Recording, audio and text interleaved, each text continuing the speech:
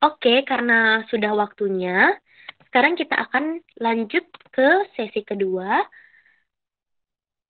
yang akan menyampaikan materi kiat-kiat menyusun proposal dan membangkitkan jiwa meneliti dari Kak Moza. Kepada Kak Moza, disilahkan.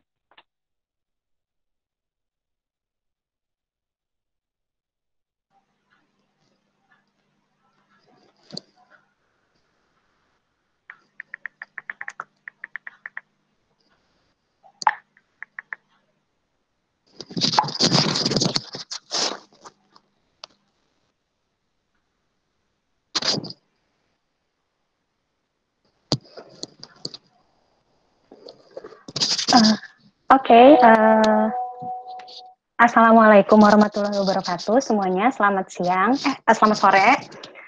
Jadi pertama-tama yang terhormat Prof. Pinake, salah satu Dewan Guru Besar IPB dan juga juri opsi. Kemudian ada tadi Prof. Agus Parnar Supri yang kebetulan merupakan salah satu pembimbing saya pada saat persiapan Intel ICEP 2014. Kemudian ada Ibu Devita Andini ya, dari Pusat Prestasi Nasional Kementerian Pendidikan dan Kebudayaan. Saya izin menyampaikan materi ya.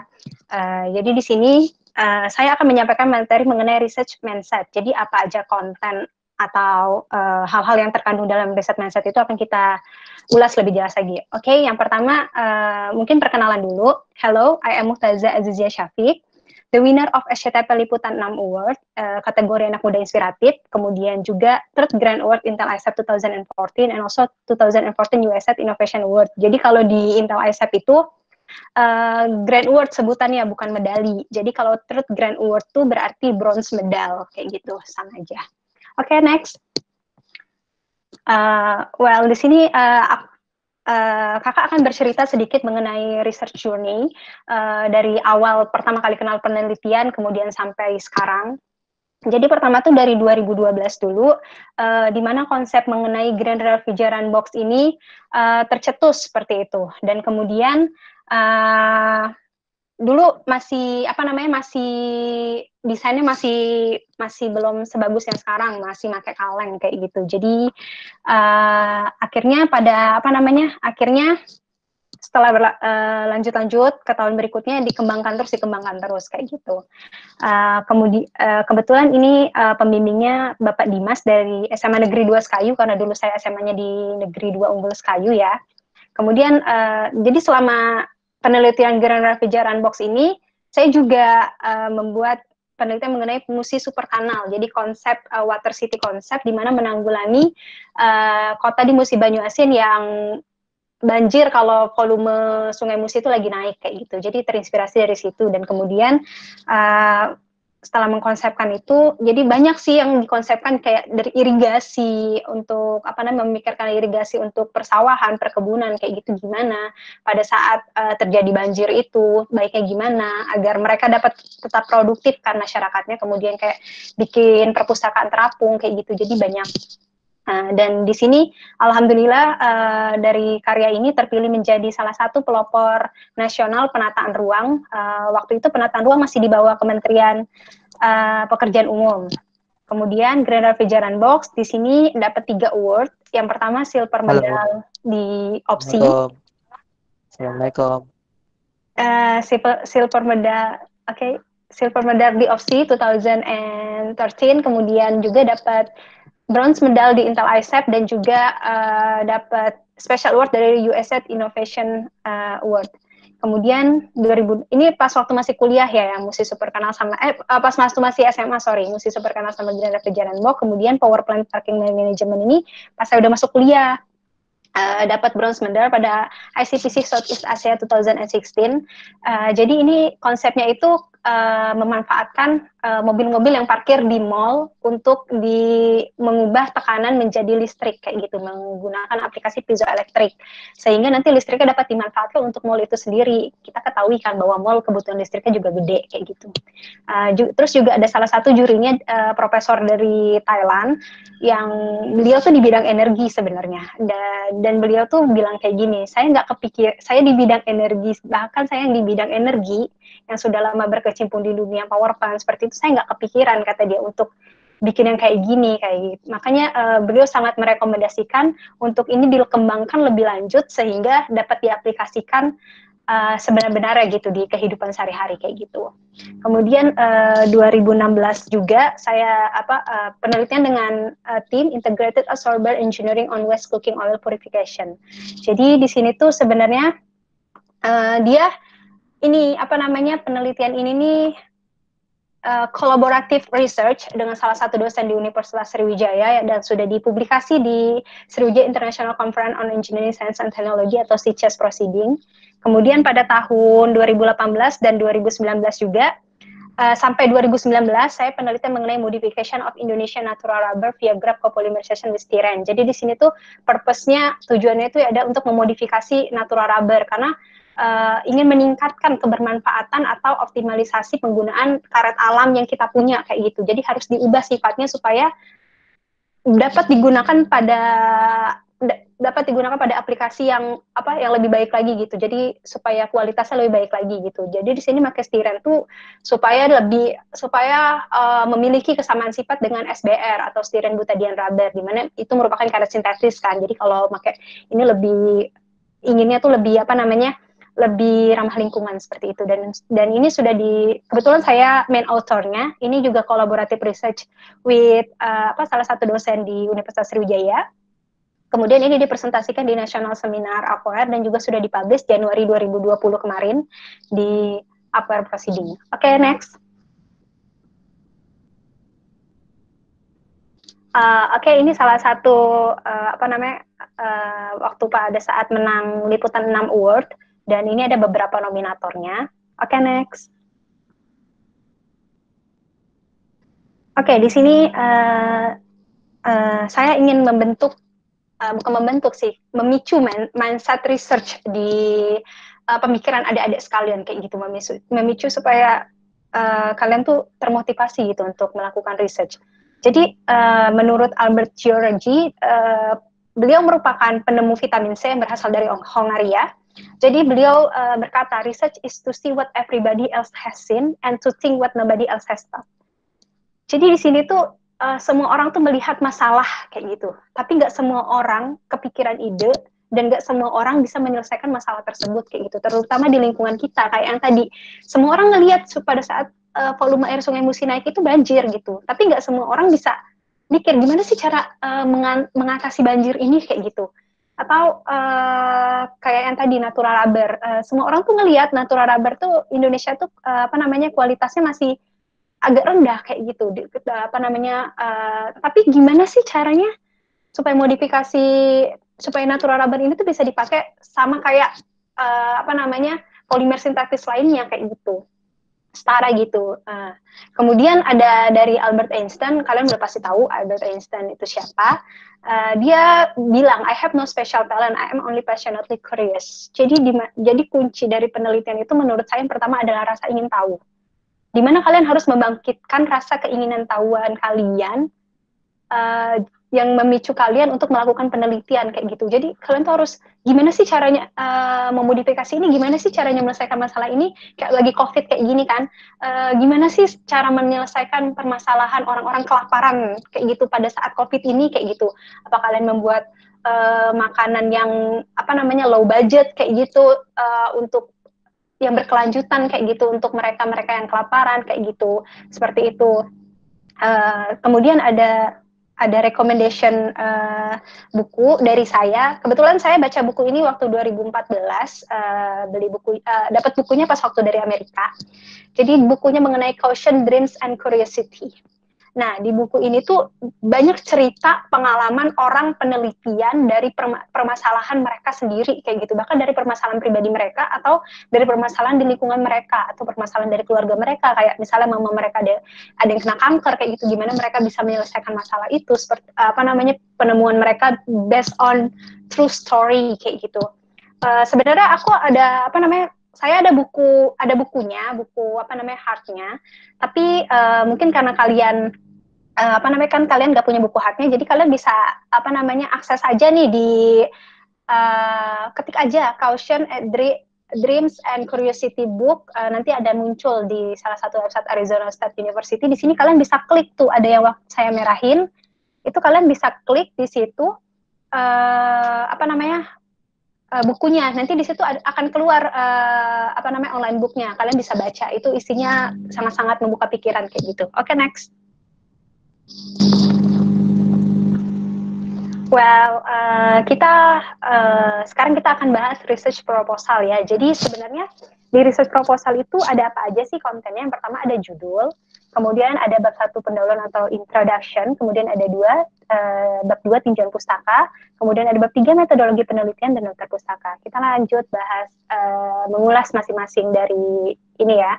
Yang pertama title atau judul. Jadi di sini tuh harus judul itu menggambarkan tentang penelitian kalian tuh, kontennya tuh apa gitu. Jadi dengan beberapa kata itu kalian harus dapat menggambarkan penelitian kalian kayak gitu. Terus ada dia harus clear indikasinya. Jadi orang tuh kalau baca tuh clear gitu. Oh, ini tentang ini kayak gitu. Terus juga ada saran, yaitu harus menurut saya sih harus eye-catching kayak gitu. Jadi ini saya ambil beberapa sampel dari para pemenang Intel ICEP. Yang pertama tuh yang pemenang Gordon E. Moore Award kemarin tuh 2019. Dia judulnya Utilizing Computer Vision and Machine Learning System to Develop Lifetime Navigational and Surgical Aid for Spinal Reconstruction. Di sini udah jelas dong, berarti penelitian dia tuh mengembangkan gimana lifetime navigational and surgical aid itu kayak gitu. Alat untuk mengembangkan sistem lifetime navigational and surgical aid kayak gitu. Dan intinya di sini kalau saya baca dia tuh mengembangkan sistem yang bisa mengoperasi spine dengan pendekatan yang akurat kayak gitu. Jadi pakai sistem dia ini lebih akurat dan lebih murah kayak gitu, lebih economically. Kemudian ada yang kedua, ini juga salah satu pemenang dari Intel ICEP 2019 kemarin, judulnya What is Honey? Dari situ kalian udah kayak mikir kan, what is honey kayak gitu. Terus dia kasih nih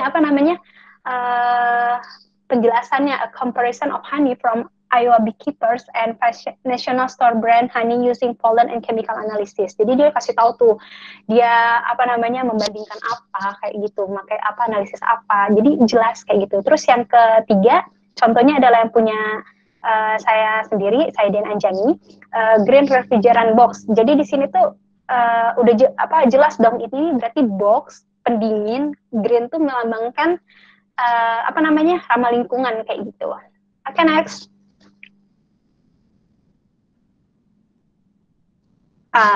Introduction atau bab 1 pendahuluan. Jadi di bab 1 tuh isinya ada apa aja sih, Kak? Yang pertama tuh ada latar belakang. Nah, jadi latar belakang kalian itu harus jelas. Dan juga latar belakangnya itu harus menampilkan, kalau menurut saya harus menampilkan short literature or data kayak gitu. Jadi kalian juga harus menampilkan literatur atau data yang mendukung dari latar belakang kalian. Misalnya kayak green refrigerant box. Di situ saya menampilkan penggunaan listrik untuk refrigerator itu berapa sih kayak gitu, berapa megawatt sih sebenarnya dalam 1 tahun kayak gitu. Saya cari data-datanya kayak gitu. Terus kemudian a summary key of database development in the field. Jadi kayak kalian and expected outcomes. Jadi kalian tuh memberitahu kayak gitu. Urgensi dari penelitian ini tuh apa? Kenapa harus bikin penelitian ini kayak gitu? Kenapa harus melakukan ini sih kayak gitu? Urgensinya itu di situ kalian munculkan kayak gitu biar lebih greget. Terus expected outcome-nya tuh apa? Jadi targetnya tuh akan jadi seperti apa penelitian kalian ini? Maunya tuh jadi berguna untuk apa kayak gitu? Kemudian next lagi, ini ada research question atau problem formulation. Oke. Research question atau problem formulation atau kita kenal dengan rumusan masalah ya. Jadi di rumusan masalah ini tuh ada, kalian merumuskan gitu dari latar belakang yang udah kalian sampaikan di atas, yang udah banyak banget itu latar belakangnya, yang udah terstruktur itu, kalian rumuskan, jadi permasalahannya itu apa dan apa yang mau kalian lakukan kayak gitu. Kalian rumuskan pertanyaan-pertanyaan, misalnya kayak green refrigerant box. Saya perumusan masalah itu kayak, jadi bagaimana sih merangkai atau mendesain green refrigerant box itu kayak gitu. Terus bagaimana sih cara memanfaatkan lembut atau kayu gelam dijadikan adsorben untuk green refrigerant box itu gimana sih prosesnya kayak gitu. Jadi permasalahan inti yang bakal kalian lakukan itu kalian sampaikan di situ di problem formulation atau rumusan masalah. Kemudian research objective. Jadi research objective itu adalah tujuan kalian penelitian itu apa? Kayak seperti saya tadi, tujuannya itu ya untuk mendesain dan merangkai green refrigerant box kayak gitu. Kemudian untuk memanfaatkan gelambut sebagai adsorben di green refrigerant box itu seperti itu. Jadi ini tuh harus clear gitu, memfokuskan riset kalian dan ini tuh sebagai guide kalian untuk tetap fokus pada jalur penelitian kalian kayak gitu. Jadi yang harus kalian selesaikan itu ini, tujuan kalian tuh ini kayak gitu. Kemudian ada hipotesis. Ini sebenarnya opsional sih, nggak harus ada hipotesis, tapi kalau ada juga lebih baik. Kemudian ada benefit of research. Jadi benefit of research kalian dari penelitian kalian tuh apa sih? Kalau yang kayak saya kan green refrigerant box yang pertama tuh bisa membantu masyarakat di Kabupaten Musi Banyu untuk menyimpan atau preserve their fresh products such as vegetable and fruits kayak gitu. Kemudian juga untuk mengurangi penggunaan freon kayak gitu. Oh iya, tadi di background juga sebagai contoh, tambahan contoh, saya menampilkan juga bahwa freon itu merusak lingkungan dan data dari kerusakan lingkungan karena freon itu saya tampilkan juga kayak gitu di makalahnya. Oke, next. Review of literatur. Jadi sebenarnya ini tuh tinjauan pustaka gitu. Jadi kalian harus harus mencari gitu strong teori yang berkaitan dengan penelitian kalian kayak gitu. Kemudian juga ada literatur review survey academic works in your field such as books, research journal article, and postgraduate thesis. Jadi kayak penelitian yang berkaitan dengan penelitian kalian kayak gitu. Kayak atau enggak penelitian orang-orang yang terdahulu berkaitan dengan penelitian kalian. Kalian tuh harus tampilkan di situ dan kalian jelasin kayak gitu review. Kalian nggak harus tulis semua penelitian mereka isinya gimana, tapi kalian tuh jelasin intinya tuh kayak gimana dan apa kebaharuan yang kalian lakukan dari mereka kayak gitu. Jadi tetap original and inovatif. Terus kalian tuh membuat kayak supaya pembaca itu bisa lihat loh relasi relation itu di mana, terus jadi perbedaan antara penelitian kalian dengan penelitian orang-orang yang udah ada sebelumnya itu yang di mana letaknya kayak gitu dan kebaruan kalian itu di mana kayak gitu. Oke, next. Kemudian research method ini penting banget sih menurut saya. Sebenarnya semuanya penting, tapi ini menurut saya paling penting karena krusial juga. Jadi ini tuh untuk kalian kan nanti penelitian akan memilih gitu research methodnya gimana, apakah eksperimen kah, apakah study literatur, data collection, ada banyak sih research method itu ada banyak jenisnya kayak gitu. Nah di sini tuh untuk membuat kalian tuh sebagai guide gitu, kalian harus melakukan apa tuh di research method ini dan juga membuat orang yang baca penelitian kalian tuh, oh jadi metodenya kayak gini ya, oh jadi, oh iya masuk akal kayak gitu, oh iya benar ini analisisnya kayak gini, oh iya benar metode melakukannya kayak gini gitu. Jadi pas orang bacanya itu ini tuh masuk akal kayak gitu. Jadi apa aja sih sebenarnya yang ada di research method itu? Kalau yang punya saya yang kemarin tuh ada type of research.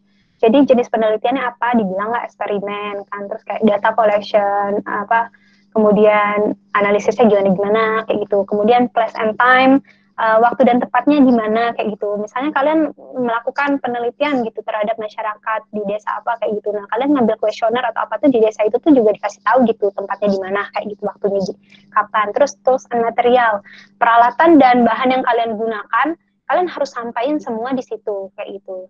Terus prosedur and scan. Jadi kalau saya kemarin tuh prosedur tuh udah ada prosedur 1, 2, 3 bla bla bla bla bla, itu isinya tulisan semua, kemudian di bawahnya saya buat skema supaya orang yang bacanya nggak berbelit dan nggak bingung kayak gitu. Skema langsung kayak habis dari ini terus next tanda panah ke sini kayak gitu. Kemudian saya tambahkan juga ilustrasi, bukan ilustrasi, jadi pas saya melakukan itu kan kita ada dokumentasi itu kan pas melakukan penelitian. Nah dari foto-foto itu saya masukkan juga di metode. Jadi habis melakukan ini, kemudian tanda panah foto yang selanjutnya melakukan ini, kayak gitu-gitu. Jadi itu dari foto, jadi orang bisa mengimajinasikan atau kegambar kayak gitu. Kalian tuh ngapain kayak gitu? Apa sih yang kalian lakuin kayak gitu? Kemudian next. Reference. Ini penting banget sih, kalian harus banget taruh reference yang kalian gunakan kayak gitu, karena kalau enggak bisa dibilang plagiat kan kalau misalnya kalian nggak ngelakuin. Dan juga di pedoman KOPSI sih saya lihat udah jelas ya gimana cara memasukkan reference itu, pedomannya udah ada kan gimana memasukkan reference itu kayak gitu. Oke, next. Oke, di sini ada salah satu lagu favorit saya. Judulnya The Script Hall of Fame. Jadi pertama kali dengar lagu ini tuh pas masih SMA sih. Jadi ini salah satu lagu yang menjadi bagian perjalanan penyemangat saya gitu pada saat melakukan riset. Di sini yang paling saya suka tuh kata-katanya, you can be a master, don't wait for luck, dedicate yourself and you are going to find yourself standing in the Hall of Fame. Jadi kayak jangan nunggu keberuntungan datang kayak gitu. Jadi tapi kamu tuh harus yang mengajukan diri seperti itu. Kamu harus yang punya inisiatif kayak gitu. Kemudian juga do it for your people, do it for your pride. How are you gonna ever know if you never even try? Jadi kayak gimana kalian bisa tahu kalau kalian belum mencoba kayak gitu. Jadi cobalah dulu. Cobalah dulu untuk ingin tahu, cobalah dulu mencari masalah, cobalah dulu untuk melakukan pendekatan untuk permasalahan tersebut, cobalah dulu untuk mengembangkan ide kalian kayak gitu. Kemudian do it for your country, do it for your name juga yang pastinya, maka akan ada suatu saat kalian bisa. Oke, next Kak. Next, maka ada suatu saat juga kalian bisa menampilkan karya kalian di hall itu. Yang sebelumnya Kak, di hall Intel ICEP. Di hall ini. Jadi nanti akan ada saatnya kalian bisa menjadi bagian dari Intel ICEP juga, dari semua perjuangan kalian itu. Kemudian next, ini ada waktu penerimaan award pada saat Intel ICEP 2014 ya. Di sini ada yang saya linkerin merah, kalau kalian bisa lihat itu saya dan Anjani berdua. Tapi tadi mau ada versi zoomnya, cuman agak malu menampilkan versi zoomnya. Kebetulan dulu belum pakai jilbab saya, jadi kayak gini. Tapi sekarang Intel ICEP itu sekarang pakai Regeneron ICEP ya namanya, karena sponsornya udah beda. Dulu Intel, kontrak sama Intel udah habis, sekarang dari Regeneron. Regeneron sendiri itu adalah biotechnology company yang bermarkas di New York, Amerika Serikat, kayak gitu. Oke, next Kak. Jadi di sini dimana dari KOPSI itu menggunakan hashtag meneliti itu seru, dan APMI menggunakan hashtag membumikan penelitian, agar kalian semakin termotivasi dan semakin meningkatkan jiwa penelitian kalian, bahwa meneliti itu seru loh kayak gitu. Oke, next. Thank you. Ini question bisa ditaruh di link, bisa dimasukin di link itu. Thank you.